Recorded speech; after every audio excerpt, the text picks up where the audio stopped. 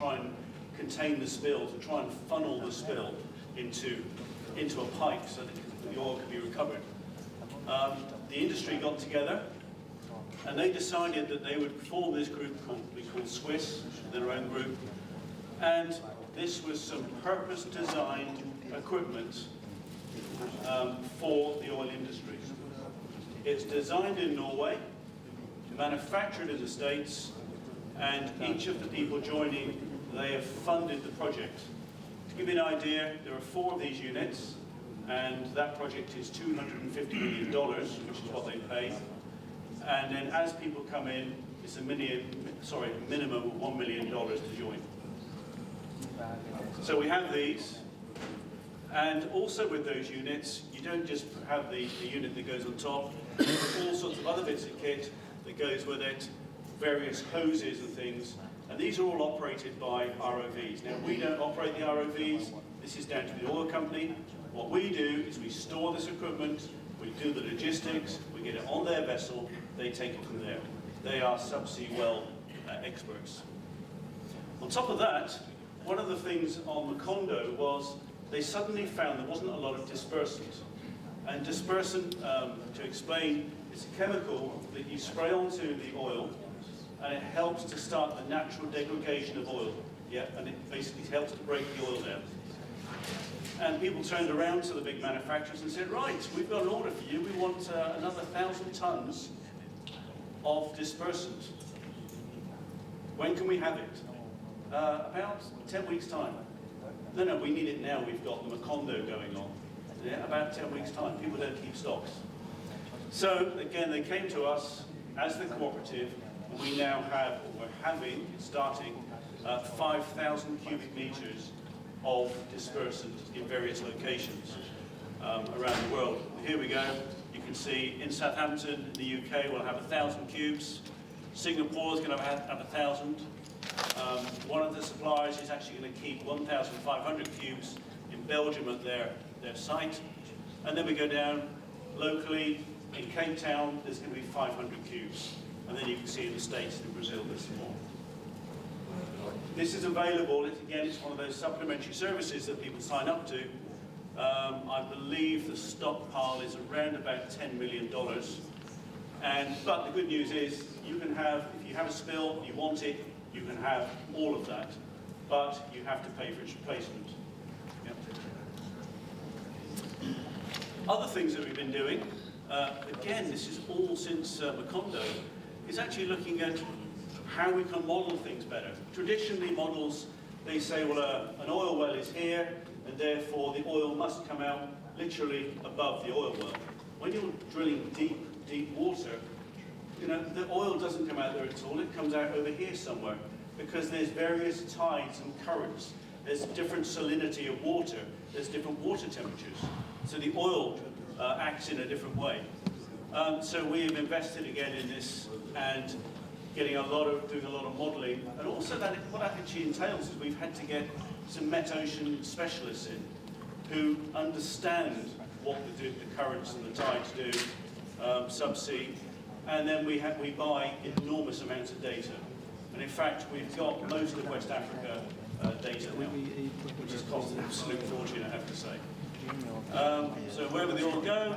And these are the kind of maps that you get coming out. So the darker the colour is the higher certainty of where that oil is going to go. This is in the North Sea. This was a model done for there.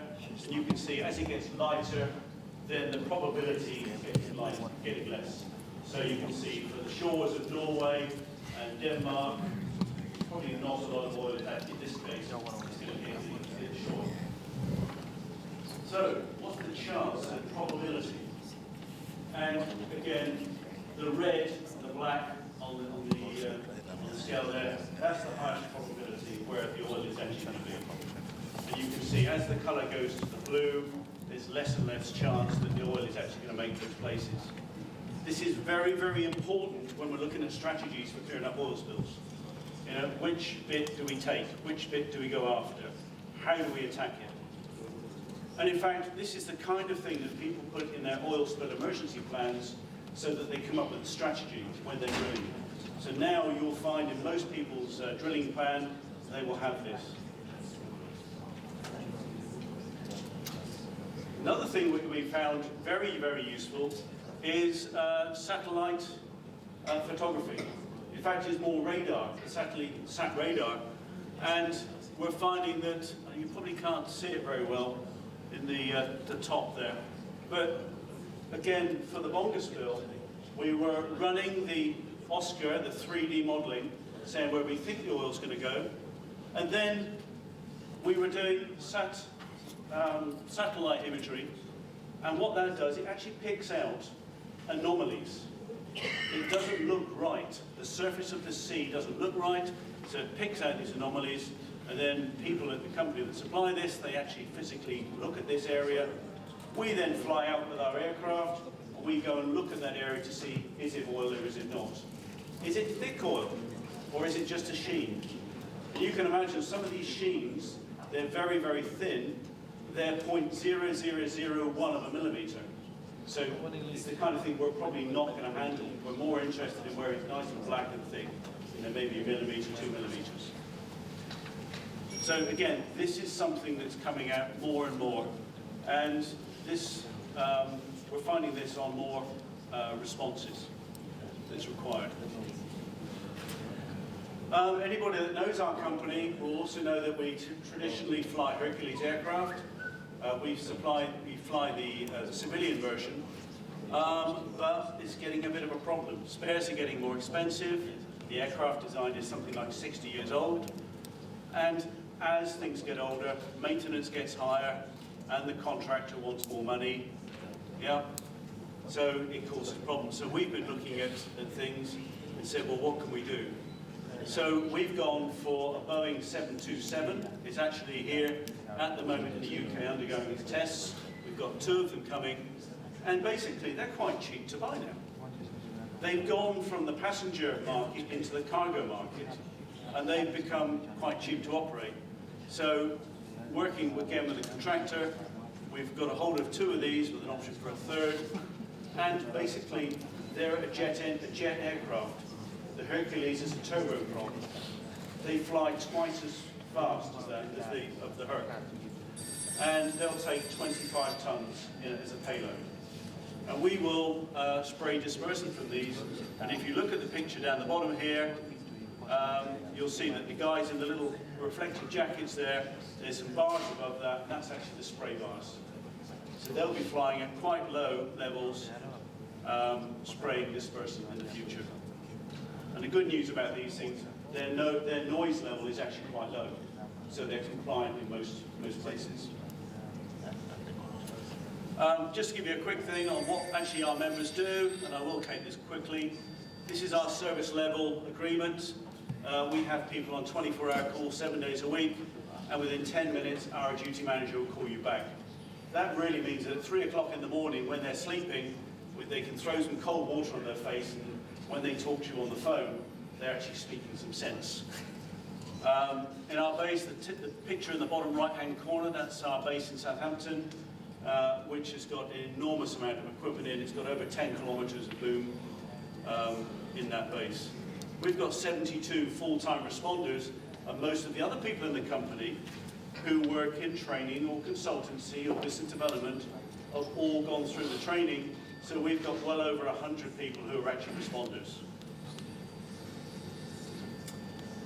However, this service is only exclusive to members. It is a member-only service. But one thing we find now is we have a technical advisor comes out on site for 2 days, basically free of charge.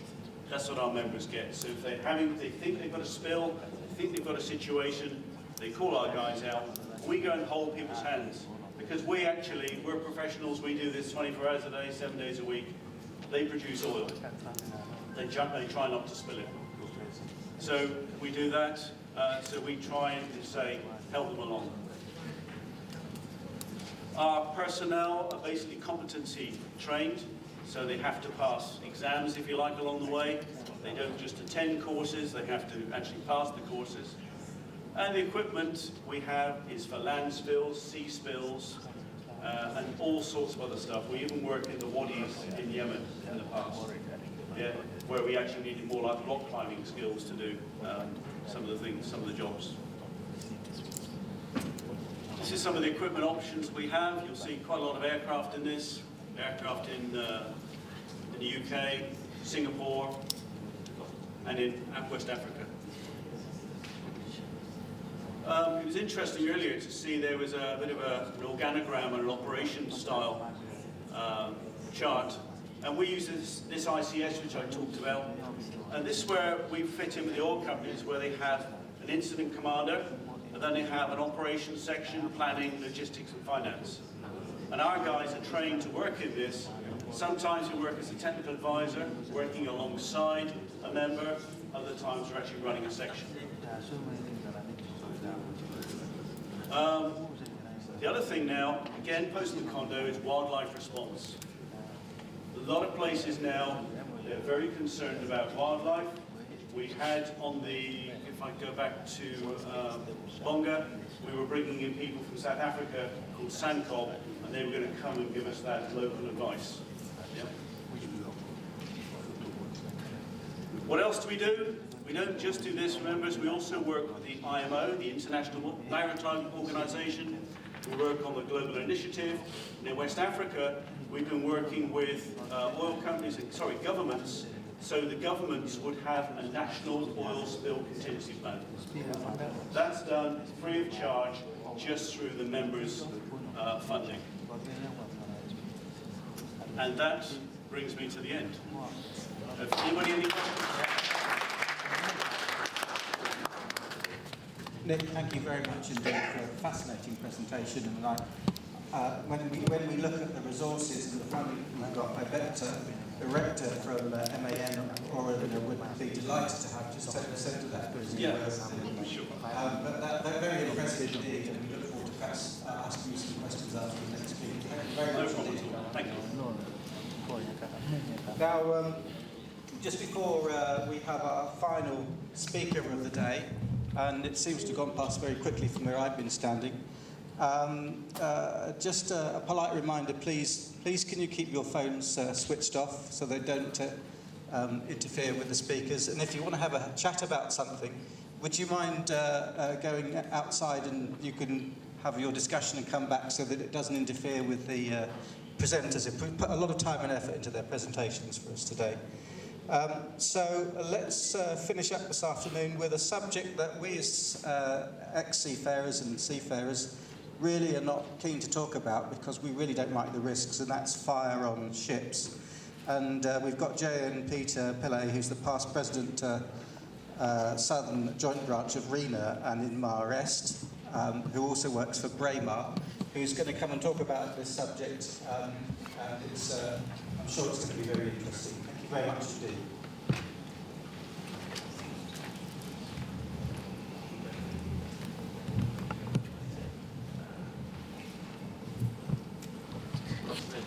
It's my job to keep you awake. Thank you for inviting me. I'm an ex-chief engineer and a pretend naval architect who hates doing calculations, like most seafarers are. I've spent 48 years in various capacities. I've worked in all types of ships. I've also been a government inspector, done port state control. I've represented the UK at IMO and at Brussels and Lisbon. Also done talks around the world. As you can see, one of my hobbies is collecting alphabets.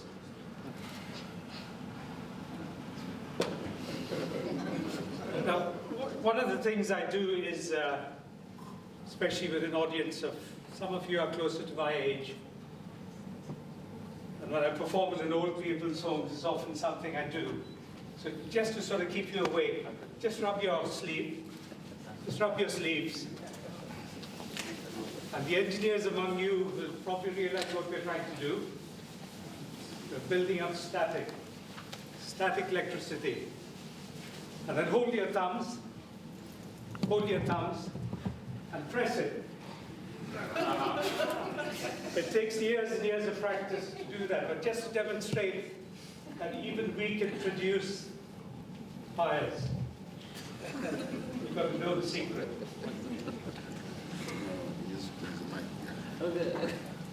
I do this in old people's homes when I do talks and perform, just to make sure they sit alive in corpus mentis. So apologies, but we had fun, didn't we? I'm going to sort of speed through these.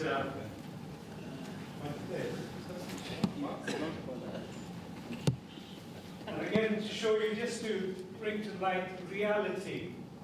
I mean, I come from a third world country, India. We still have pirates there, but it doesn't look like the security people know about it. There are pirates all over the world.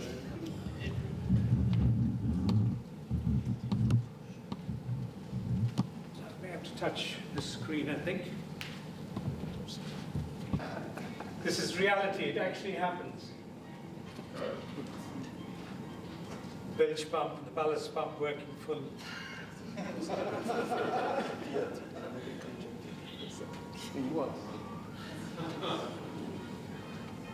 And these are the kinds of risks we actually take in third world countries. Safety is only a word in the dictionary.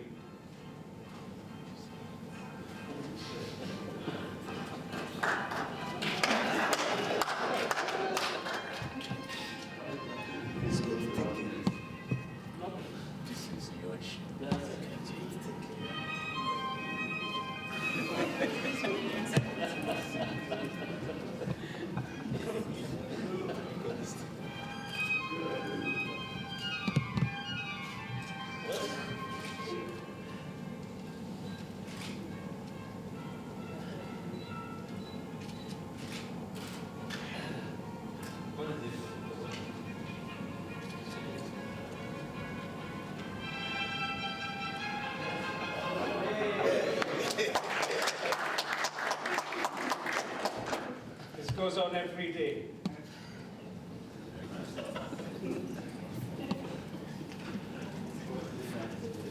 Now, I'm not going to keep the script because I've got enough material to keep you here for 4 hours.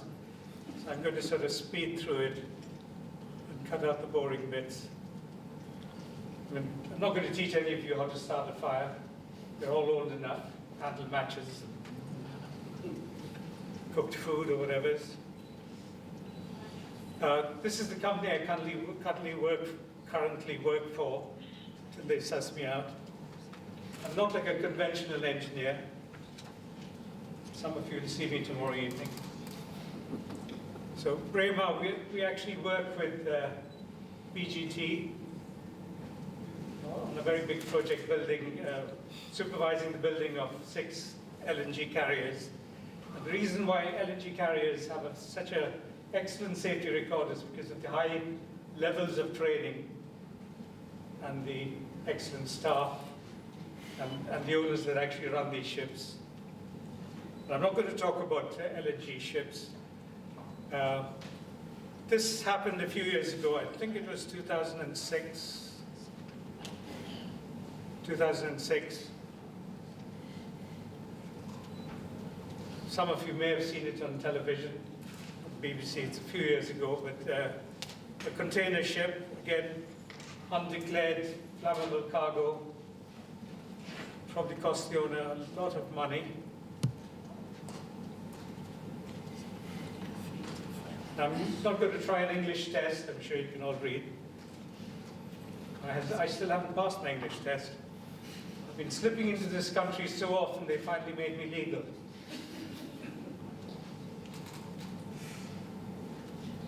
So some containers were filled with calcium hypochlorite, which is used for swimming pools and for treatment of water. But it's highly flammable. I don't think, yes, all the crew were rescued, so there were no fatalities, which is a good message.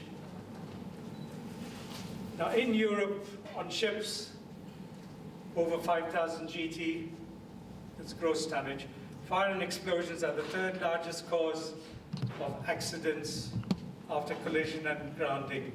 And as our expert from Lloyd's Register stated that the highest instance of port state control defects was actually with fire items, fire safety items. So unfortunately, they do get neglected on ship.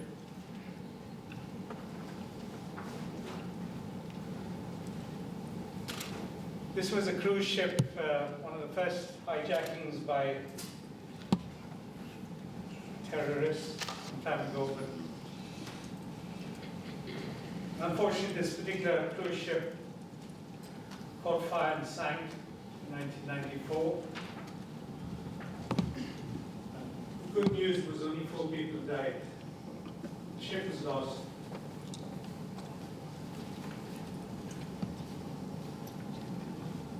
Now, I'm not going to tell you about all these fire safety objectives. Then if you want a copy of my presentation, you can either get it to the organizers or contact me directly. And I'll give you this. This is sort of a bit heavy. The boring details. So I just sort of highlight on the interesting bits to get your attention. This was a terrible tragedy which happened a few years ago. Egypt. Out of 1,310 plus 105 crew, only 388 were rescued. And this was on British television for several weeks. And one of the first persons to abscond was actually the master of the ship. Familiar story from the Costa.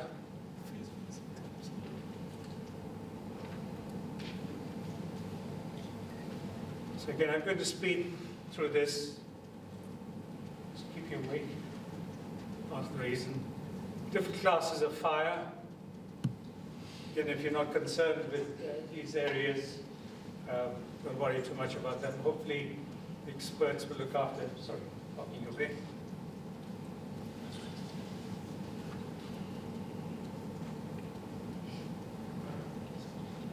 Now, one of the first things when I first slipped into this country was